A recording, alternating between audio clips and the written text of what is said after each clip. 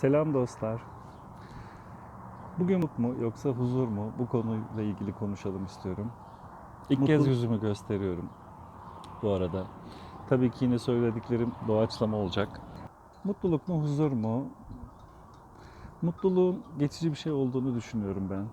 Aslında modern hayatın, kapitalist sistemin artık ne dersek diyelim bizi her zaman mutlu olmaya ittiğini düşünüyorum. Her zaman mutlu olalım, mutlu olmaya çalışalım. Ama işin özüne baktığımız zaman aslında böyle bir şey yok. Çünkü bu hayatın içinde mutlu olmak da var, hüzünlenmek de var. Biz mutsuz olduğumuzda hemen bunu düzeltmeye çalışıyoruz.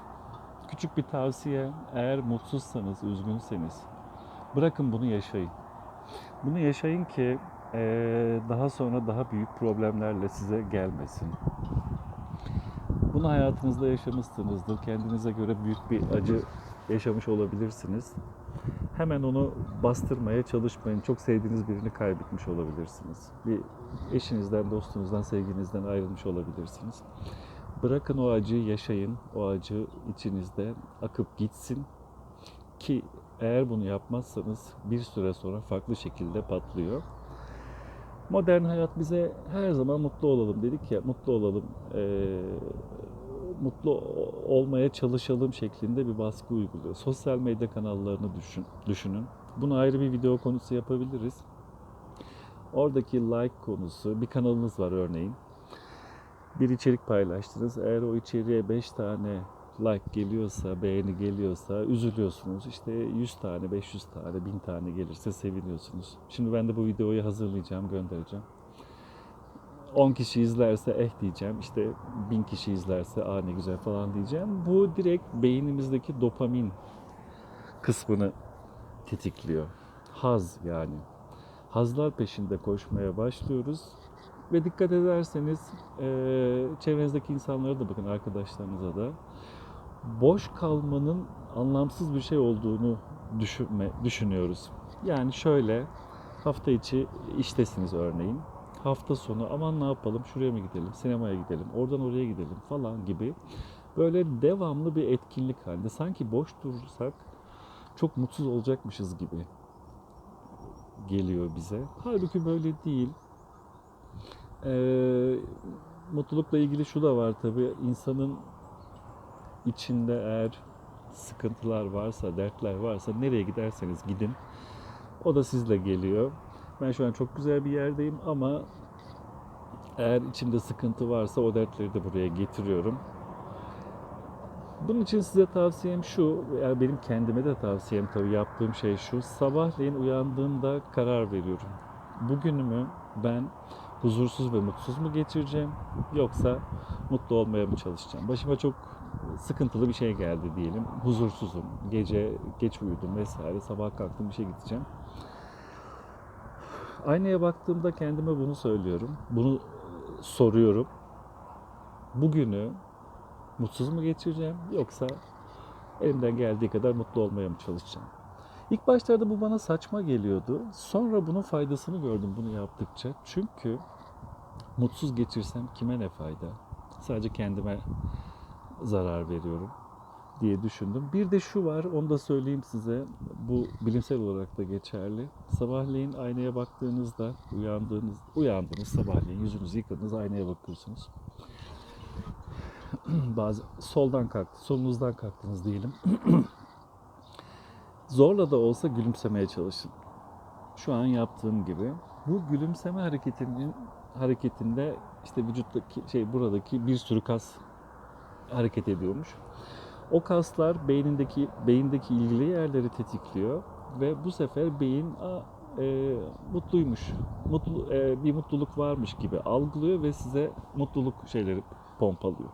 Bilmem anlatabildim mi? Yani beynimizi kandırıyoruz.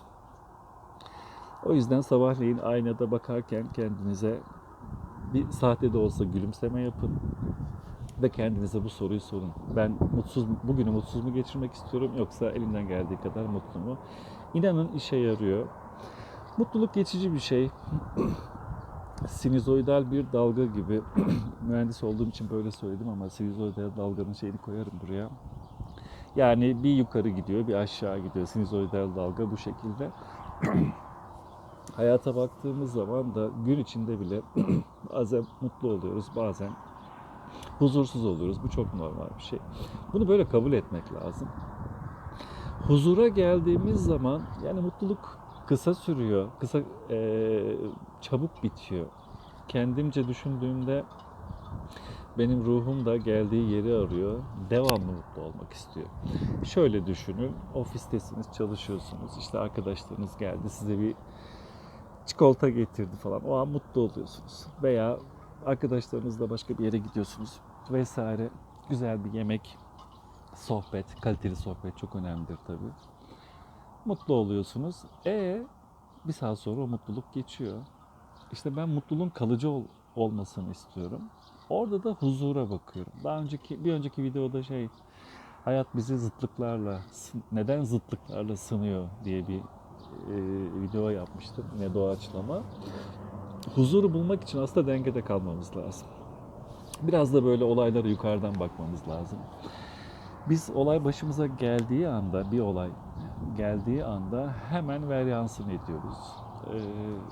Sonunu düşünmüyoruz veya sonu kötü olacak diye düşünüyoruz, üzülüyoruz. Halbuki daha sakin kalıp olaylara yukarıdan bakınca ve bu olayların da yaşadığımız hadiselerin de bizim gelişmemiz için, tekamülümüz için, ruhsal olgunlaşmamız için olduğunu düşündüğümüzde birazcık daha rahatlıyoruz.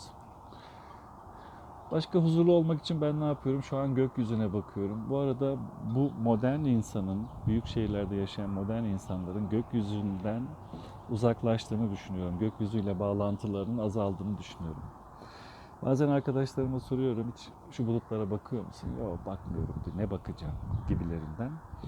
Tamam, böyle gibi de devamlı bulutlara da bakacak halimiz yok. Ama doğayla bütünleşebilirsek, ağaçlarla, doğayla, gökyüzüyle bütünleşebilirsek daha da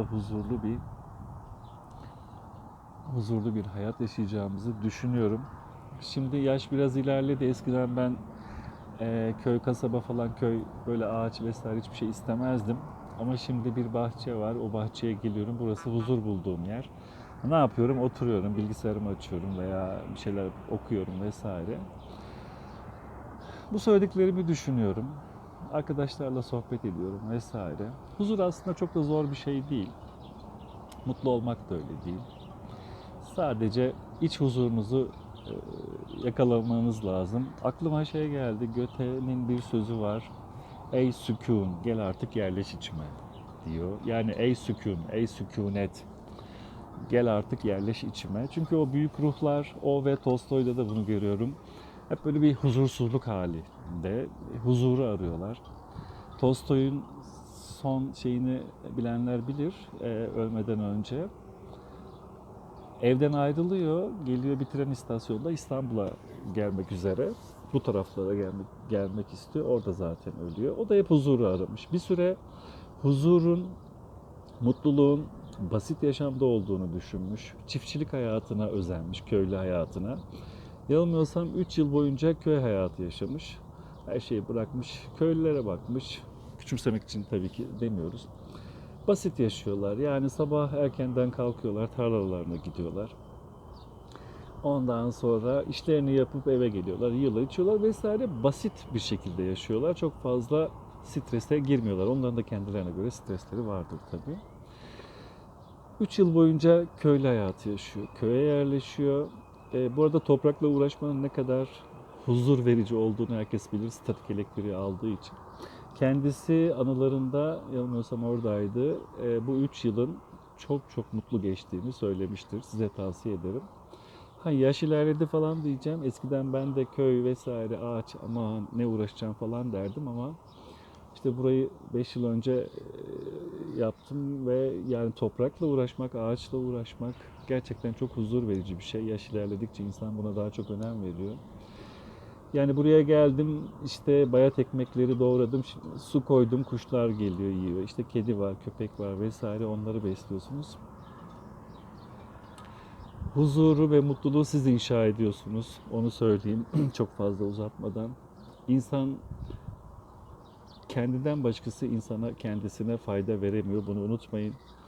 Bir derdiniz, bir sıkıntınız varsa tabii ki bir arkadaşınızın size yol göstermesi, ufak bir şeyler söylemesi daha doğrusu iyidir, hoştur, güzeldir ama telkin yoluyla kendinizi düzeltebilirsiniz, mutlu olabilirsiniz, huzurlu olabilirsiniz. Sonuç itibariyle mutluluk bir tercih.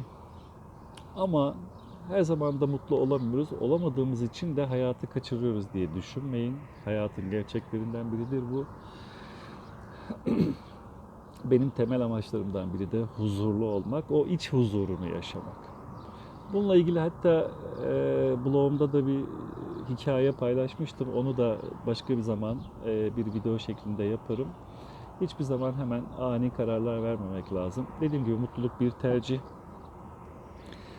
Hayatınızda mutluluklar diliyorum. Huzuru hepimizin bulması dileğiyle sözlerime son veriyorum.